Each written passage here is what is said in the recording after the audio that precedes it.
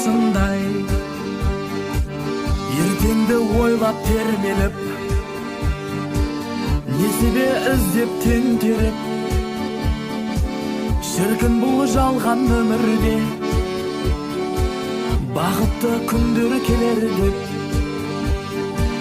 Ай әттең өмір осындай.